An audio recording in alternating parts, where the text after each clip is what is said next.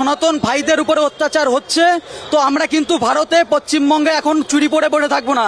আমরা পশ্চিমবঙ্গে ভারতে আজকে দেখিয়ে দিতে চাই যে আগামী দিন হিন্দুদের উপরে, বাংলাদেশের সংখ্যালঘুদের উপরে যদি আক্রমণ করা হয় তো আমরা এর পাল্টা রিয়াকশন দেব।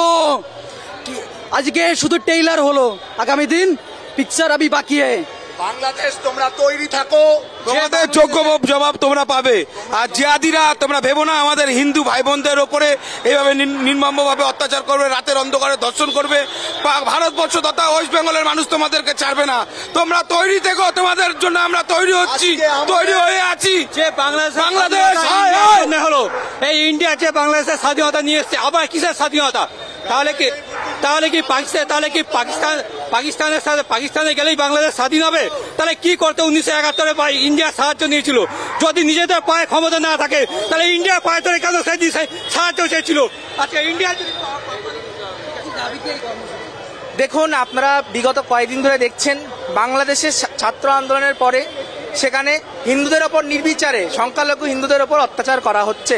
আমরা দেখেছি বাংলাদেশে প্রতিবার যে কবারই স্বাধীনতা ঘোষণা হচ্ছে, ঠিক সেই কবার স্বাধীনতার পরপর সরকার পড়ার পরপরই শুধুমাত্র একটি নির্দিষ্ট ধর্ম তথা হিন্দু ধর্মের উপরে শুধু আক্রমণ হচ্ছে।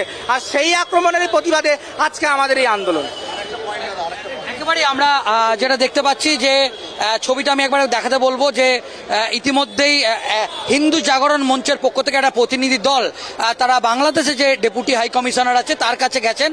তারা আজকে একটি স্মারকলিপি তুলে দেবেন এবং এই মুহূর্তে আমরা দেখতে পাচ্ছি যে তারা এখনো পর্যন্ত এই ডেপুটি হাই কমিশনারের বাইরে, আমি একবার ছবিটা দেখাতে বলবো যে কলকাতা পুলিশ কিন্তু প্রথম থেকেই একটা ব্যারিকেড দিয়ে দিয়েছিল যাতে তারা যেখানে এই পর্যন্তই তারা আসতে পেরেছিল। এবং এরপর যে প্রতিনিধি দল, সেই প্রতিনিধি দল তারা কিন্তু ইতিমধ্যে যে ডেপুটি হাই কমিশনারের যে অফিস, সেই অফিসে তারা গিয়েছে এবং তাদের যেটা দাবি যে অবিলম্বে যেভাবে বাংলাদেশে একের পর এক হিন্দুদের ওপর আক্রমণ হচ্ছে তার প্রতিবাদে তারা তাদের যেটা বক্তব্য যে অবিলম্বে সেটা বন্ধ করতে হবে। এবং ইতিমধ্যেই তারা কেন্দ্রীয় সরকারের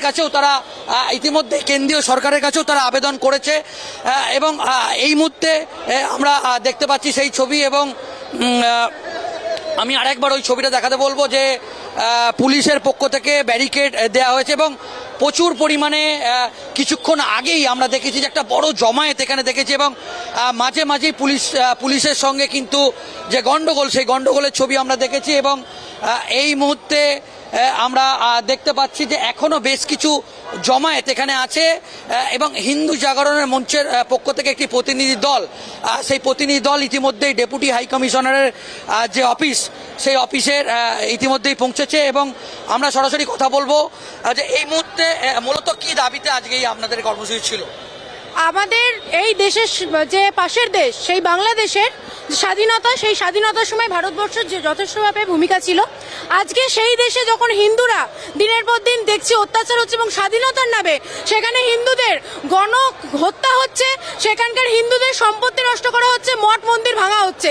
আজকে আমাদের এই দেশের হিন্দুদের দাবি, আমাদের পাশের যে দেশ সেই দেশের হিন্দুদের ওপর যদি অত্যাচার এইভাবে করা হয় তাহলে আমাদের এখানকার হিন্দুদের যেখানে যারা মাইনরিটি রয়েছে তারা খুব ভালোভাবে থাকতে পারবেন না এবং ওখানকার যারা হিন্দু রয়েছেন তাদেরকে যাতে স্বাধীনভাবে থাকার যে জায়গা, সেই জায়গা দেওয়া হয়, সেই দাবি নিয়েই আজকে হিন্দু জাগরণ মঞ্চের তরফ থেকে মাঠে নামা হয়েছিল। এবং এখানে প্রত্যেকটা হিন্দু একসাথে, তাদের দাবি একটাই ছিল যে সেই দেশের যারা হিন্দু তারা যেন সেখানে ভালোভাবে থাকতে পারে এবং দিনের পর দিন যাতে তাদের উপর যে অত্যাচার চলছে সেই অত্যাচার যেন অবিলম্বে বন্ধ করা হয়।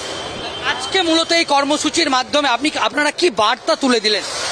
বার্তা এটাই, যদি এই রকম ভাবে যেভাবে ওখানে হিন্দুদের উপর অত্যাচার করা হচ্ছে সেই অত্যাচার যেন আর না হয়। যদি সেই অত্যাচার দিনের পর দিন আরো এইভাবেই চলতে থাকে তাহলে আমাদের এখানে আমরা কিন্তু বৃহত্তর আন্দোলনে নামবো এবং ওখানে আমাদের হিন্দু ভাইরা যারা রয়েছে তাদের সিকিউরিটি আমাদের দেশ যেভাবে বলেছে দেবে, তাদের সেইভাবেই দেওয়া। ডেপুটি হাই কমিশনারকে যে স্মারকলিপি, সেই স্মারকলিপিতে কি বলা আছে? সেটা হিন্দু জাগরণ মঞ্চে যারা দায়িত্ব রয়েছেন ওরা বলতে পারবেন। তা আগামী দিনে যদি যে ঘটনা ঘটছে তো আগামী দিনে পরবর্তী পদক্ষেপ কি? এইভাবে যদি চলতে থাকে এই জিনিস তাহলে আমাদের হিন্দু যে কটা সংগঠন রয়েছে সেই সংগঠনগুলো সবাই এক হয়ে হিন্দুদের পাশে থাকবে। আমি একটু নবেন্দুদার সঙ্গে একটুখানি জাস্ট কথা বলবো। হ্যাঁ, এই মুহূর্তে আজ তাক বাংলায় যারা সরাসরি লাইভ স্ট্রিমে যারা চোখ রেখেছেন তারা দেখতে পাচ্ছেন একেবারে সরাসরি সেই ছবি আমরা তুলে ধরছি যে ডেপুটি হাই কমিশনের বাইরে হিন্দু জাগরণ মঞ্চের পক্ষ থেকে যে দফায় দফায় বিক্ষোভ দেখানো হয়েছে এবং ইতিমধ্যেই একটা প্রতিনিধি দল তারা কিন্তু ডেপুটি হাই কমিশনকে স্মারকলিপি দিতে এবং মূলত আজকের এই কর্মসূচির মাধ্যমে কি বার্তা দিলেন? বার্তা একটাই যে ইমিডিয়েটলি হিন্দুদের উপর অত্যাচার বন্ধ করতে হবে, নয়তো আমরা আরও বৃহত্তর আন্দোলনে নামবো এবং সেটা দেশব্যাপী হবে। এবং মানে তারা 20 কোটি কি 23 কোটি, আমরা কিন্তু 140 কোটি। সুতরাং তাদেরকে হিন্দুদের ওপর যে নিপীড়ন জেনোসাইড চলছে ইমিডিয়েটলি বন্ধ করতে হবে, কারণ ওদের মৌলিক অধিকার লঙ্ঘিত হচ্ছে। ওটাকে ইমিডিয়েটলি বন্ধ করে আমাদের সবথেকে বড় জিনিস, বাংলার যেটা সবথেকে বড় জিনিস, রবীন্দ্রনাথ ঠাকুরের মূর্তির রাস্তায় যে লোকটির গাওয়া গান বা লেখা গান বাংলাদেশের জাতীয় সঙ্গীত, ভারতবর্ষের জাতীয় সঙ্গীত, তার মূর্তি, এরা ছাত্র বাংলাদেশের, এরা জেহাদি ছাড়া কিচ্ছু নয়। সুতরাং এবারে সময় এসছে যে ওপেনলি বলা, এরপরেও যদি বাংলাদেশ হাই কমিশনের লোকেরা ইমিডিয়েটলি ব্যবস্থা না নেয় হিন্দুদের ওপর, আমরা বৃহত্তর আন্দোলনে যাব। সেটা হচ্ছে যে আমরা কিছু ছবি দেখেছি যেটা ইতিমধ্যেই সোশ্যাল মিডিয়ায় ভাইরাল হয়েছে। সেই ছবি যে একজন মহিলা তার বাড়ির উপরে হামলা করা হয়েছে, ডক্টর একটা ফ্যামিলি, তারা চিৎকার করছে আমাদের বাঁচাও বাঁচাও, এই রকম ভিডিও ইতিমধ্যেই সোশ্যাল মিডিয়ায় ভাইরাল হচ্ছে। আমরা সেই ছবি আমরা দেখেছি, কিন্তু তারপরও আমরা দেখছি যে আজকেও বাংলাদেশে একের পর এক এরকম আক্রমণ হয়েছে বিভিন্ন জায়গায়, সেই ছবি উঠে। কারণ হচ্ছে কি একটাই, কারণ এই যে ইউনিস বাবুকে যাকে করা হয়েছে প্রধান হিসেবে, তিনি ছোটো জগন্নাথ ছাড়া কিছু নয়। আসলে ব্যাপারটা পুরো জামাতদের হাতে চলে গেছে এবং জঙ্গি জামাত, ওদের উদ্দেশ্য ছাত্র আন্দোলন নয়, ওদের উদ্দেশ্য অন্য কিছু, সেই কাজটাই করে চলেছে। সুতরাং ওখানকার সেনাও ব্যর্থ।